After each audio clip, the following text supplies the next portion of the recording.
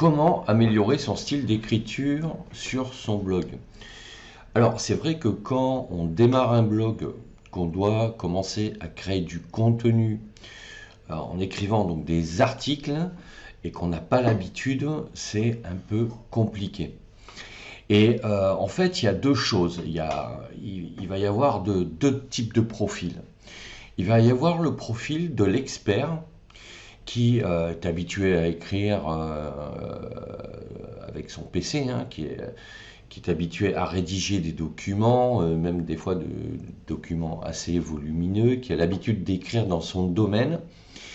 Mais pour ce profil, ce qui va se passer, c'est que il va utiliser des termes un peu techniques. Et c'est ce qui peut être un peu problématique avec des lecteurs qui viennent chercher des réponses sur le sujet que le blog va aborder, mais qui ont besoin d'avoir des explications de texte et une vulgarisation des termes techniques. Parce que quand on est expert, ce qui peut se passer, c'est qu'on peut être tenté, et c'est normal, hein, c'est une déformation professionnelle, on peut être tenté comme ça d'utiliser les termes techniques que l'on utilise dans notre domaine d'expertise. Alors c'est bien, parce que si on aborde un sujet sur un blog qui correspond à notre expertise, ça peut se comprendre. Mais ce dont il faut tenir compte, c'est de la cible générale que l'on va toucher. Parce que à partir du moment où on crée un blog, ça veut dire qu'on va rédiger du contenu, on va l'optimiser en SEO. Alors moi je ne vais pas rentrer dans le détail ici du SEO, j'ai fait d'autres vidéos sur le sujet qui expliquent en quoi ça consiste et quels sont les critères. Mais du coup on va toucher un public beaucoup plus large qui peut être potentiellement intéressé par le sujet de ton blog.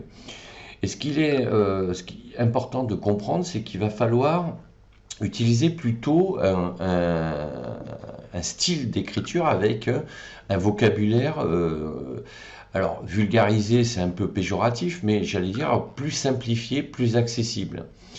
Et si tu utilises des termes techniques, à ce moment-là, de les expliciter pour que ça soit compréhensible par le plus grand nombre, en fait. Parce que l'objectif, c'est ça, c'est que tu donnes accès à tes connaissances, à tes savoirs, mais il faut que ça soit compréhensible par le commun des mortels et que les gens puissent assimiler rapidement ton contenu.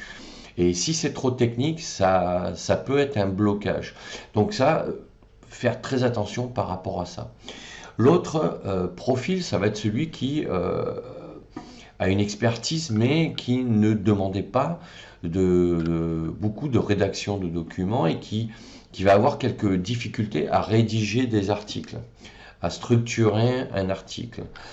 Et là, bon, il y a une règle qui est simple, hein, c'est tout simplement justement de faire des phrases courtes, sujet, verbe, complément.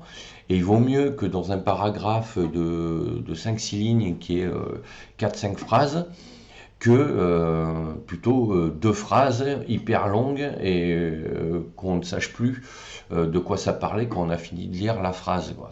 Et donc l'idéal, c'est de faire des phrases courtes, sujet, verbe, complément, et quitte à les répéter pour que ça soit compréhensible par le plus grand nombre. Et ce qu'il faut aussi savoir, c'est que quand on n'a pas confiance en soi pour rédiger du contenu parce qu'on n'est pas habitué, il y a une règle toute simple. Donc n'attends pas d'être sûr de toi pour agir, mais agis pour être sûr de toi.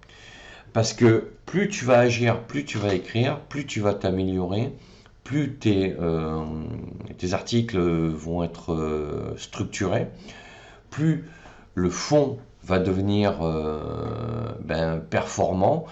Et comme ça, tu vas avoir, que ce soit dans la forme ou dans le fond, des articles qui seront de plus en plus pertinents parce que tu vas en écrire de plus en plus. Et j'allais dire que même si on est expert, qu'on est habitué à écrire des documents, etc., comme moi c'était mon cas, moi je rédigeais pas mal de documents, en formation, en qualité, etc., etc. Je crée des supports de cours, mais rédiger des articles, c'est un autre exercice de style, et ça s'apprend. Et c'est une autre démarche intellectuelle, Et voilà, ça implique de se former à ces techniques, à cette mécanique et à ces méthodes pour que l'article soit structuré. Ça, c'est sur le fond. Mais après, sur la forme, il est important de prendre en compte justement les critères SEO pour que l'article soit repéré par les moteurs de recherche et, que les internautes puissent, lorsqu'ils font leurs requêtes, tomber sur ton article et sur ton blog.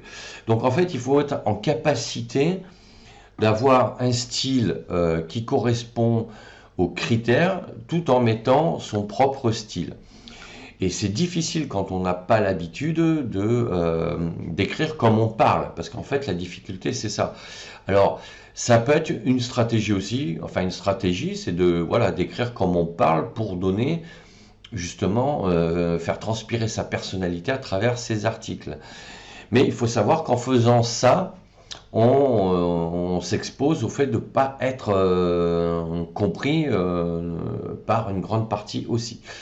Donc voilà, il faut trouver cet équilibre en fait entre le fait de ne pas être trop mainstream, de ne pas être trop conventionnel, mais de ne pas trop écrire comme on parle, parce qu'en fait, quand on écrit des articles, c'est pas toujours compatible en fait entre l'écrit et l'oral. Donc l'idée, c'est de trouver ce compromis entre comment utiliser son propre vocabulaire, son propre champ sémantique, son champ lexical personnel, mais tout en étant compréhensible par le plus grand nombre, surtout si on doit utiliser des termes un peu techniques. On peut le faire, mais à ce moment-là, il faut expliquer. Voilà, il faut expliquer tous les termes techniques, parce que si ton blog est vraiment spécialisé, même si c'est à travers une passion, il va falloir que tout ça, tu le décortiques pour que le commun des mortels qui viennent sur ton site parce qu'ils s'intéressent à ce sujet, s'il est débutant dans ce domaine, va falloir qu'il puisse interpréter facilement ce que tu es en train de lui présenter comme sujet. Donc voilà ce que je veux te dire sur comment améliorer son style d'écriture sur un article.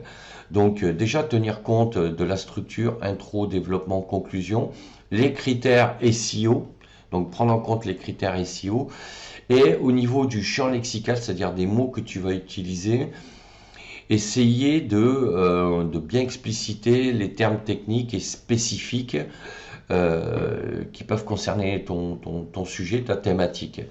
Voilà, donc n'hésite pas à me laisser un commentaire, à mettre un pouce bleu et à t'abonner à la chaîne.